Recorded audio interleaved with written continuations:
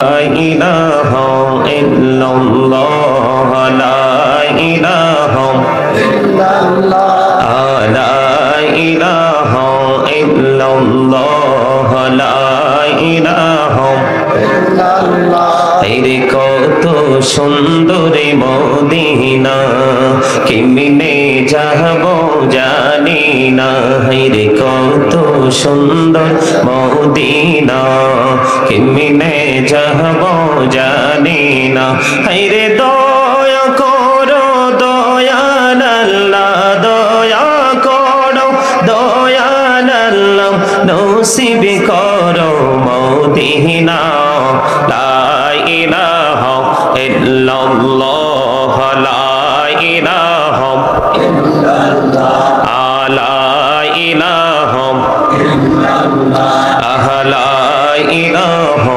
ইল্লাল্লাহ লা ইলাহা ইল্লাল্লাহ হায়রে নামাজে রোজা ছাইরো না মা বাবাকে ভুইলো না হায়রে জান্নাতে বাসী হইতে চাইলে জান্নাতে বাসী হইতে চাইলে প্রাণ ভরে করো সাধনা লা ইলাহা ইল্লাল্লাহ লা ইলাহা ইল্লাল্লাহ লা ইলাহা ইল্লাল্লাহ তুমি কহুরে বানাইলা সফিউল্লাহ তুমি কহুরে বানাইলা নাজিউল্লাহ মোর নবীকে বানাইলা তুমি মোর নবীকে বানাইলা তুমি নূর মুহাম্মদ সাল্লাল্লাহ লা ইলাহা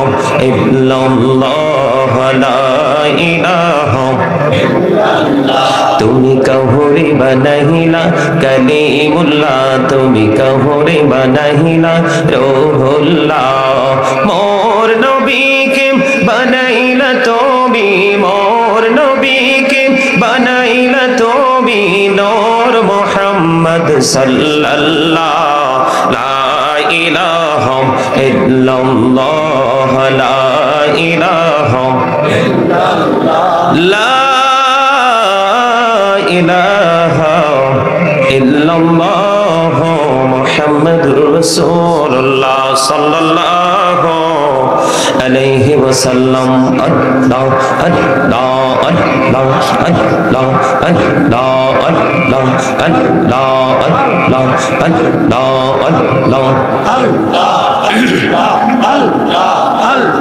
আল্লাহ আল্লাহ আল্লাহ এই নামেতে এই তো মধু এই নামেতে এই তো মধু জাহানিনি তো আগের দয়াল জাহানিনি তো আগে যতই জপি নামটি তোমার যতই জপি নামটি তোমার ততই মধুর লাগে রে দয়াল ততই মধুর লাগে আল্লাহ আল্লাহ আল্লাহ আল্লাহ আল্লাহ আল্লাহ আল্লাহ আল্লাহ আল্লাহ আল্লাহ আল্লাহ এই নামেতে এত মধু এই নামেতে এত মধু জাহানিনি তো আগের দয়াল জাহানিনি তো আগে যতই জপি নামটি তোমার যতই জপি নামটি তোমার ততই মধুর লাগে রে দয়াল ততই মধুর লাগে আল্লাহ আল্লাহ আল্লাহ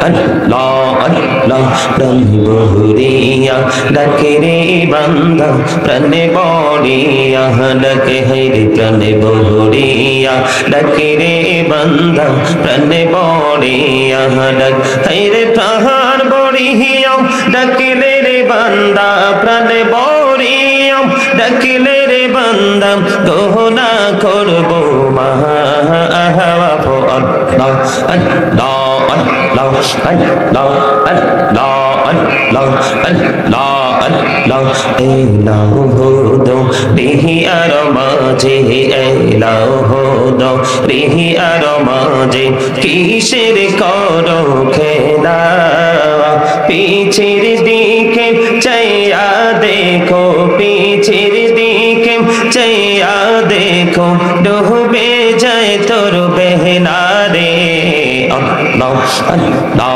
আল্লাহ আল্লাহ আল্লাহ আল্লাহ আল্লাহ আল্লাহ আল্লাহ আল্লাহ প্রেমেরান কহুড়ে গো নবী মেহরাজেতে যাইয়া প্রেমেরান কহুড়ে গো নবী মেহরাজেতে যাইয়া দয়াল প্রভু দিলেন মেরাজ দয়াল প্রভু দিলেন মেরাজ মুমিনের লাগিয়া আল্লাহ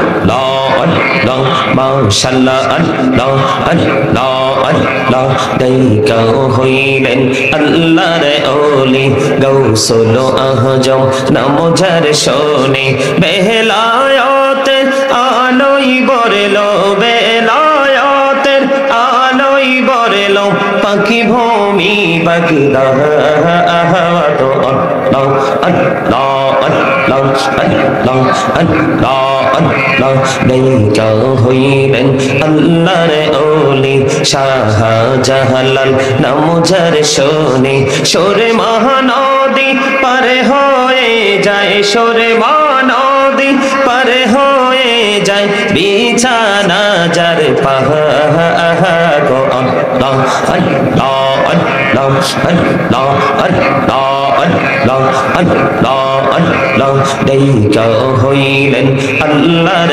ওলি আমানত শাহ নাম যার শোনে রহমান দিয়ে বানায় নৌকা রহমান দিয়ে বানায় নৌকা শুইনা হইও বাহা গো আল্লাহ আল্লাহ আল্লাহ আল্লাহ আল্লাহ আল্লাহ আল্লাহ আল্লাহ আল্লাহ জীবন বুড়িয়া করুসির গোনা জীবন বুড়িয়া করুসির গোনা ক্ষমা করে দাও রে দয়া ক্ষমা করে দাও হায়রে গোনা গোলেম ক্ষমা করিয়া গোনা গোলেম ক্ষমা করিয়া কবুল করে নাও রে দয়া কবুল করে নাও আল্লাহ আল্লাহ আল্লাহ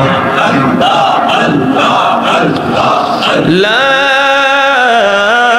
ইলাহা ইল্লাল্লাহ মুহাম্মাদুর রাসূলুল্লাহ সাল্লাল্লাহু আলাইহি ওয়াসাল্লাম। সম্মানিত মুআজ্জিজ মুহতারাম, সম্মানিত উপস্থিতি,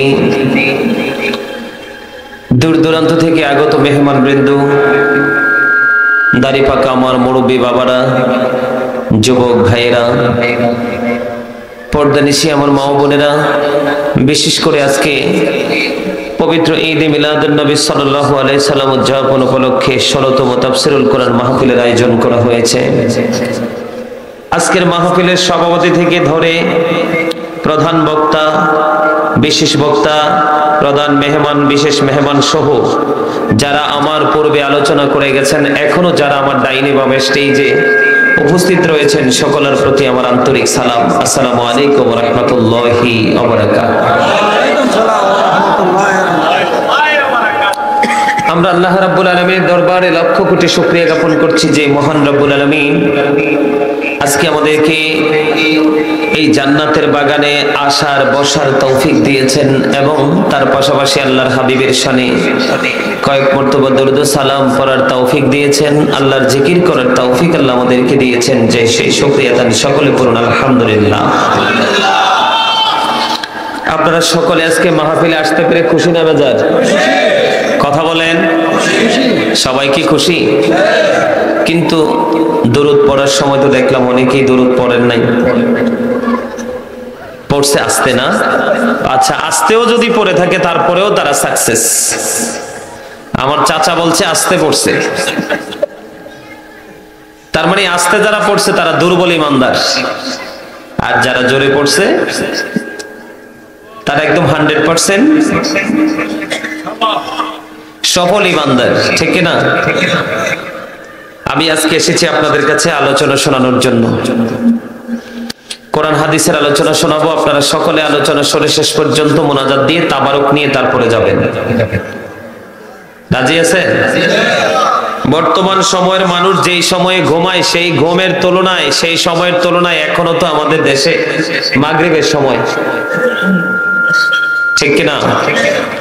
এখনকার মানুষ যেই সময় ঘুমায় রাতে, মোবাইল টিপে অনলাইন সবকিছু দেখে টেকে ক্লোজ করে ঘুমাইতে ঘুমাইতে মনে মনে 1-1.5টা বাজে, ঠিক কিনা? কিন্তু সেই তুলনায় এখন মাগরিবের সময় না, সেই তুলনায় মাগরিবের সময়।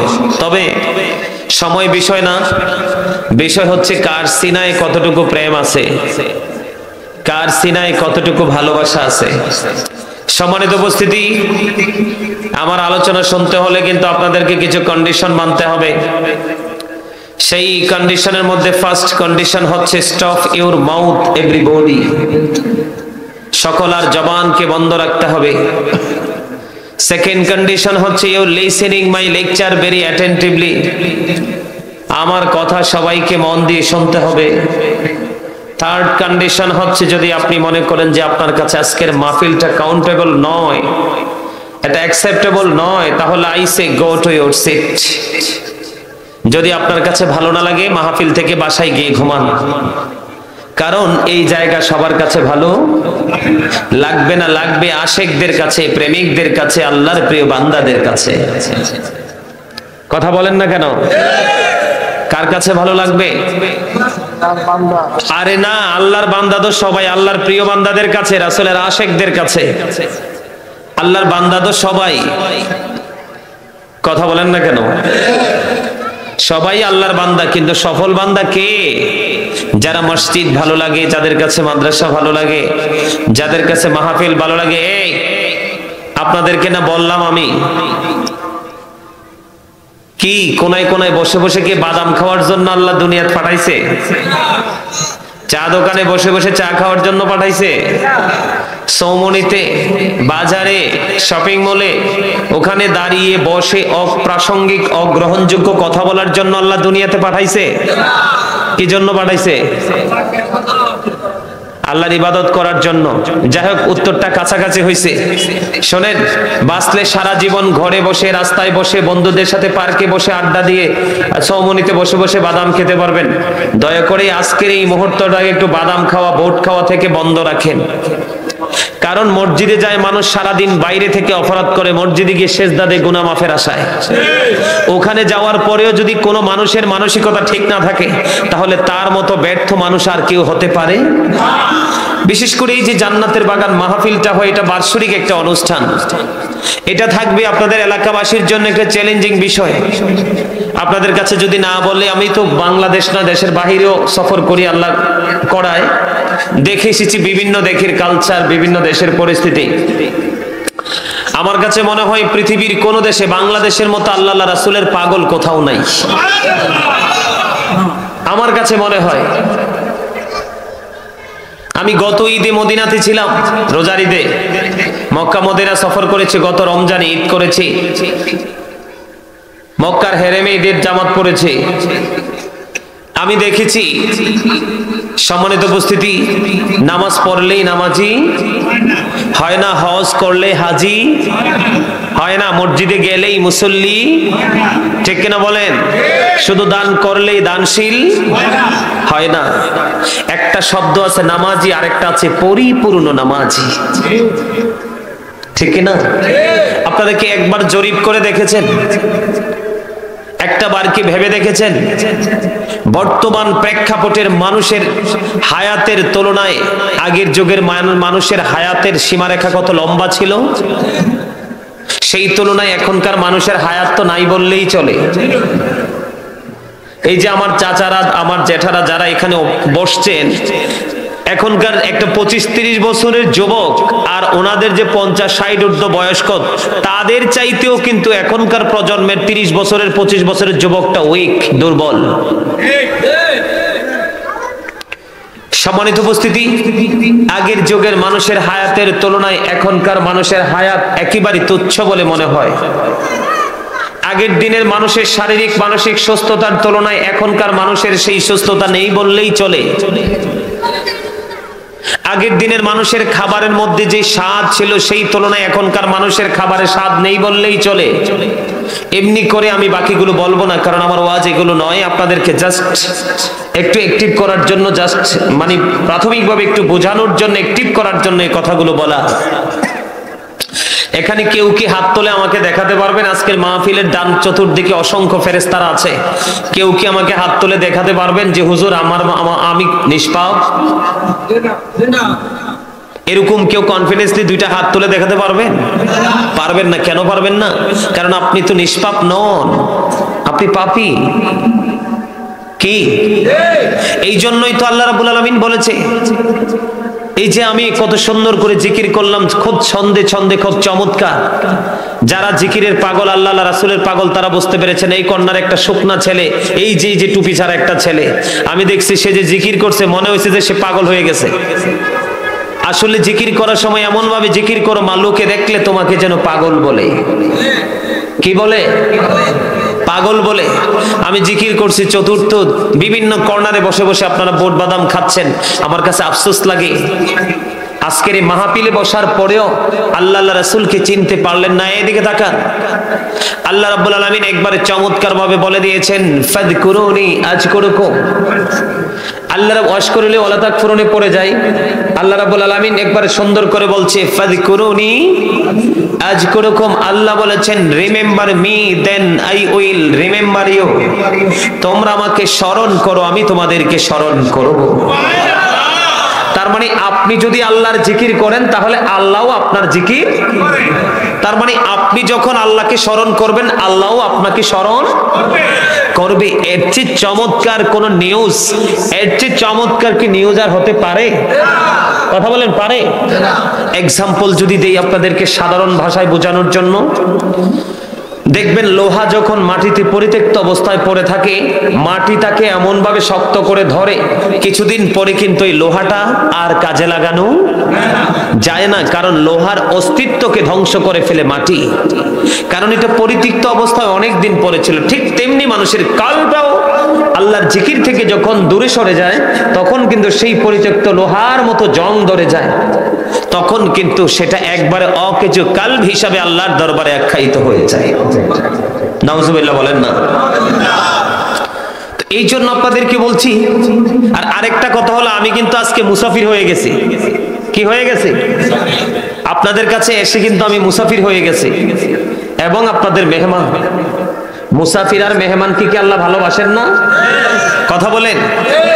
তাকে এত বেশি ভালোবাসে, মুসাফির এবং মেহমান দরখাস্ত করলেই আল্লাহ কবুল করে নেয়। সুম্মা আমিন। আমার কথা কি বুঝছেন? একদিকে আপনারা আমাকে প্রধান বক্তা হিসেবে আজকে ইনভাইট করেছেন, আপনাদের এই জায়গা সম্পর্কে আমাকে ইনফর্ম করেছেন। আমি কিন্তু হাঁটি হাঁটি পা পা করে, জানেন, বিশ্বাস করবেন কিনা জানি না, আমার কাছে কিন্তু এই আল্লাহ রাব্বুল আলামিন আমার মনের খবর জানেন। আমার কাছে কিন্তু এই জান্নাতের বাগানগুলো, এই পরিবেশগুলো আমার কাছে এত ভালো লাগে, আমার কাছে মনে হয় যেন সারা বছরই যদি প্রতিদিন একটা করে স্টেজ প্রোগ্রাম করতে পারতাম, মানুষের সামনে কথা বলতে পারতাম, আমার মনে হয় এই দেশের মানুষের কোনোদিন পথভ্রষ্ট হতো না। মানে এত স্বাদ আমার কাছে লাগে। আমি যখন একদম আপনাদের কমন রোডে ঢুকলাম, আসার পরে দেখি বিশাল লম্বা জ্যাম, আসছেও না গাড়ি, আমরা এদিকে আসবে, এদিক থেকে বিশাল জ্যাম। পরে ড্রাইভারকে বললাম, আমার লোকদেরকে বললাম নেমে জিজ্ঞেস করো। পরে মানে হঠাৎ করে গাড়ি আসছে, আমাদেরকে বলতেছে রিটার্ন করতে হবে, রিটার্ন করতে হবে, এদিকে আর সামনের দিকে যাওয়া যাবে না। কি হয়েছে? হুজুর লোড গাড়ি ট্রাক একদম মাঝখান দিয়ে ভেঙে মাঝ রাস্তায়, এপার ওপার কোনোটারই সুযোগ। পরে আমরা অনেক দূর দিয়ে ঘুরে তারপরে আমাদের মাহফিলে এসেছি। এখানে যে এসেছি আমি তো ওখানে একটা অজুহাত দিয়ে চলেও যেতে পারতাম না, কিন্তু আমি আপনাদেরকে শুধু বুঝাচ্ছি যে প্রেম আর তাকওয়া দুইটা জিনিস কি হয়। শোনেন, মানুষ আল্লাহ পর্যন্ত পৌঁছাতে হলে প্রথমত তাকে ঈমানদার হতে হবে। কি হতে হবে? আল্লাহ বলেছেন আল্লাযীনা আমানু, যারা ঈমান এনেছে।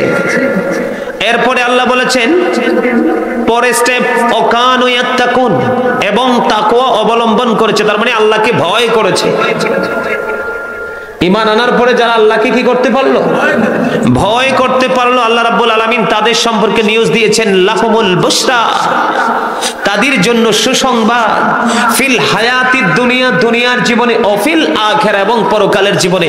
তার মানে ফিউচার, কবর থেকে বাকি জীবনটা, ওই জায়গা, ওই সময় পর্যন্ত, ওই জায়গা পর্যন্ত, ফিউচার পর্যন্ত আপনি সুসংবাদের আওতায় চলে আসতে পারলেন। প্রতিশ্রুতি দিয়েছে কে?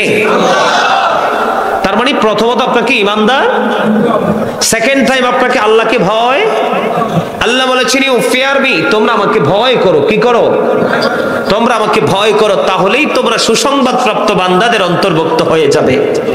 জোরে বলেন সুবহানাল্লাহ। ঈমানদার হতে হলে এবং ভয় করতে হলে আপনাকে একটা জায়গা আসতে হবে। আল্লাহ সহজ একটা রাস্তা আপনাকে দেখিয়ে দিয়েছে। বর্তমানে কিন্তু আমাদের দেশে আলেমের অভাব নাই, সবাই কিন্তু হক আলেম। কথা বলে না, সবাই কিন্তু হক আলেম। আল্লাহ রাব্বুল আলামিন বলেছেন হক্কানি আলেমদের সাথে যুক্ত হও আর আমার জান্নাতে চলে আসো। বলেছে কে? আল্লাহ বলেছেন join with my dear people, come to my paradise. Allah বলেছেন join with my dear people. Allah বলেছেন আমার প্রিয় লোকেদের সাথে যুক্ত হও, মিলেমিশে যাও। আল্লাহ বলেছেন কাম টু মাই প্যারাডাইস, আমার জান্নাতে চলে আসো। ওমা সুবহানাল্লাহ বলতে পারলেন না? সুবহানাল্লাহ মানে কি জানেন? এই জান্নাতের বাগানের ফল খাওয়া। আমি একটু লম্বা জিকির করলাম না, জিকিরটা কিন্তু একটু লম্বা হয়েছে। কথা বলেন। অনেকেই ভাবতে পারেন মনে মনে যে হুজুর কত লম্বা জিকির করতেছে, কিন্তু আমি না বুঝি এটা যে কি। কথা বলেন। কারণ আমার নবী বলেছেন তোমরা যখন জান্নাতের বাগানে আসা যাওয়া করো তখন ওখান থেকে কিছু ফল খেয়ে নিও। সুবহানাল্লাহ। তখন আর রাসূলকে প্রশ্ন করা হলো ইয়া রাসূলুল্লাহ সেই ফলটা কি? আমার নবী বলেছেন জিকির। এই জন্য বলছি সুবহানাল্লাহ বলতে অসুবিধা হয়? একটু আগে প্রেমের কথা বললাম না, লবণ না দিলে কি খাবার স্বাদ হয়? লবণ না দিলে খাবার খাওয়া যায়? কেন? স্বাদ লাগে না। লবণ ছাড়া যেমনি খাবারে সবকিছু থাকার পরেও স্বাদ হয় না, ঠিক তেমনি আল্লাহ আল্লাহ রাসূলের প্রেম যদি আপনার ছিনায় না থাকে কখনো আপনার কাছে আমল ও মজা। দেখেন এখানে যে জান্নাতের বাগানে উপস্থিত হয়েছেন ম্যাক্সিমামই মুরব্বী। যুবকগুলো কোথায়? এর মধ্যে একটা পার্থক্য আছে, সেই পার্থক্যলে দেখেন আমার দাদা অসুস্থ মাজুর মানুষ, দেখেন উনি গাড়িতে করে চড়ে আসছে আলোচনা শোনার জন্য। কারণ হচ্ছে যুবকরা না থাকার কারণ হলো তাদের অন্তর হলো হিংসা, আত্মগরিমা, নোংরামি, পৃথিবীর লোভ লালসায় ভরা। আর মুরব্বীদের বেশি বেশি মসজিদ, বেশি বেশি মাহফিলে আসার কারণ হলো তাদের অন্তর হলো আল্লাহ আল্লাহ রাসূলের প্রেম ভালোবাসায় ভরা। আমার কথা মনে হয় বুঝেন নাই আপনারা? যুবকদের অন্তর হলো মরা আর মুরব্বীদের অন্তর হলো ভালোবাসায় ভরা। আমার কাছে মনে হয় আপনাদের মতো মুরব্বী যারা আছেন আপনারা যদি পৃথিবী থেকে চলে যান আর মনে হয় পৃথিবীটা বেশি দিন টিকবে না। আমার কাছে মনে হয় একদম রিয়েলি আমি একদম সিরিয়াসলি বলছি আপনাদেরকে, কারণ আপনাদের সাধারণ মানুষের চিন্তা চেতনা আর একজন আলেমের চিন্তা চেতনা আকাশ পাতাল পার্থক্য। মানে আমরা সারাক্ষণ কোরআন হাদিস নিয়ে পড়াশোনা করি, রিসার্চ করি, এখান থেকে আমি বুঝতে পারি বর্তমান প্রেক্ষাপটের দিকে তাকালে, কারণ বর্তমান যুবক যুবতী ম্যাক্সিমামই পথভ্রষ্ট। 2000-এর মধ্যে 5টা ছেলে পাবো আল্লাহ রাসূলের প্রেমিক। 5টাও এমন আছে 5টাও পাবো না, আরো কম হতে পারে, বেশি কোনোভাবেই হবে না।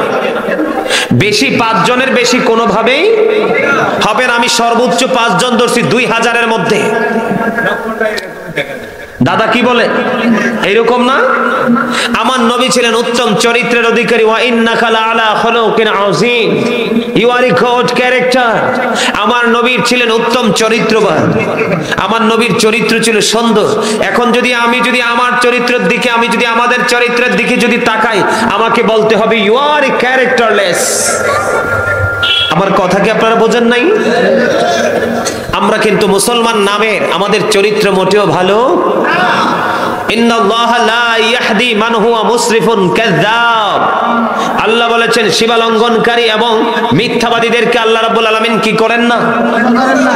আল্লাহ রাব্বুল আলামিন সঠিক পথে পরিচালিত করেন না, সৎ পথ দেখান না, হেদায়েত দেন না। ঠিক কিনা বলেন? আজকের মানুষ কি সীমালঙ্ঘনকারী না? মিথ্যাবাদী না?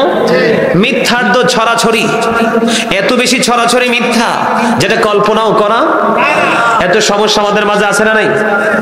কেন জানেন? ওই যে আমাদের ঈমান নাই, আল্লাহর প্রতি ভয় নেই। আল্লাহর কাছে যদি ভয় থাকতো তাহলে কিন্তু আমরা আলেমদের সাথে সম্পর্ক গড়তাম। সম্পর্ক গড়ার পরে আমরা কোনটা ন্যায়, কোনটা অন্যায়, কোনটা ভালো, কোনটা মন্দ আমরা বুঝে শুনে জীবন যাপন করতে।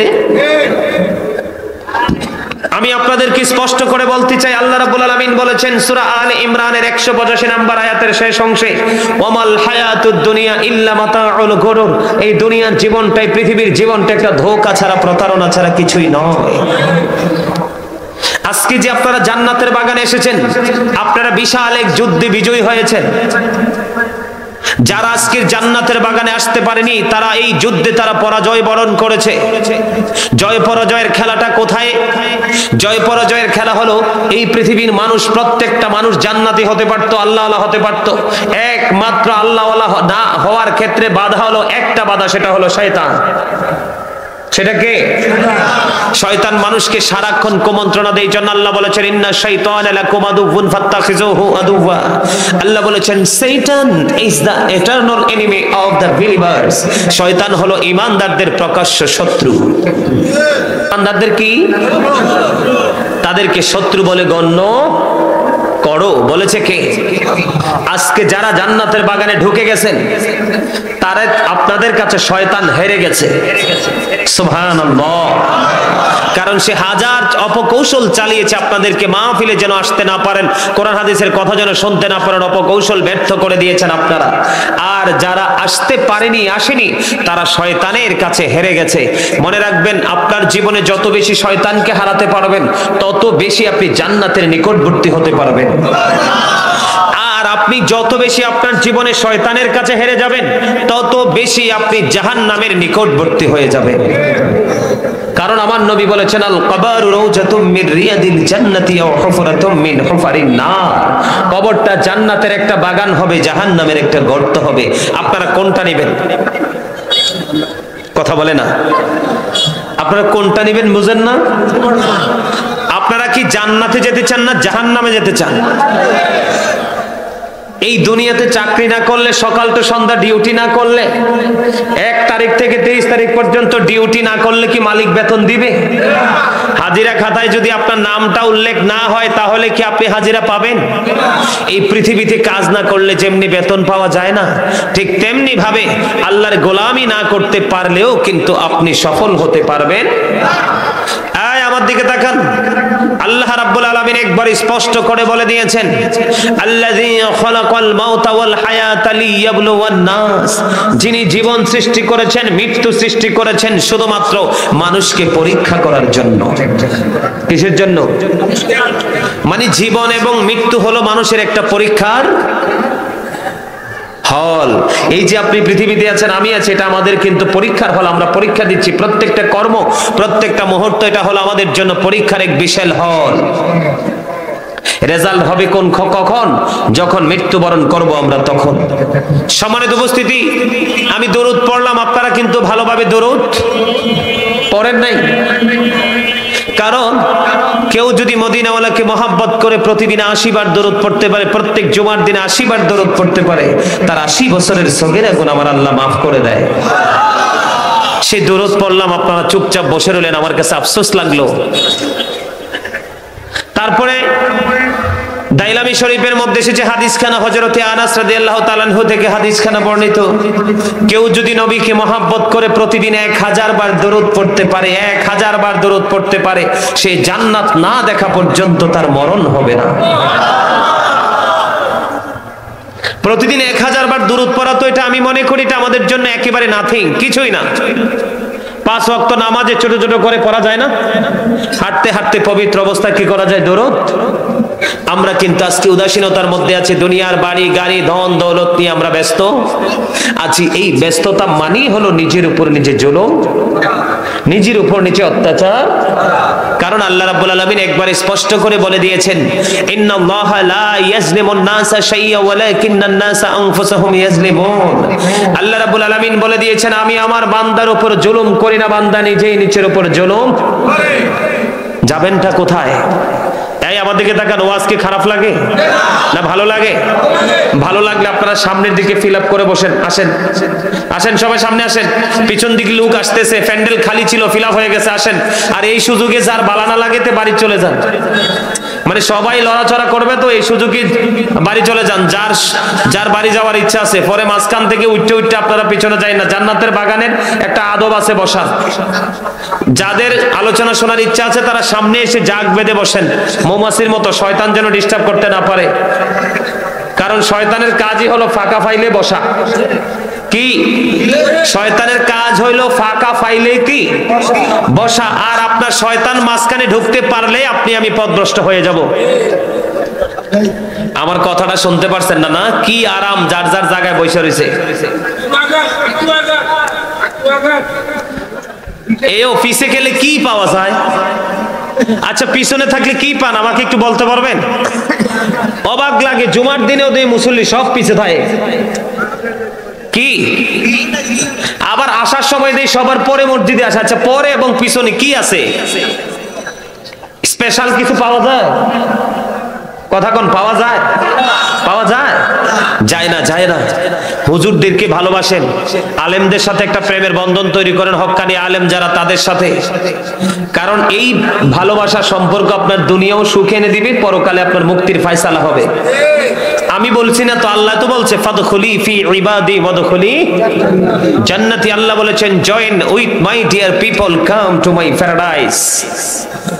জানেননি আল্লাহওয়ালা মানুষ যারা মারা যায়, আল্লাহওয়ালা মানুষ যারা মারা যায়, আপনারা তো মনে করেন মরে গেলে মনে হয় যে পইচ্চা গইল্লা শেষ হয়ে যায়। আরে না, পাপীরা পইচ্চা যায়, গইল্লা যায়, নষ্ট হয়ে যায়, এটার কোনো হদিস থাকে না।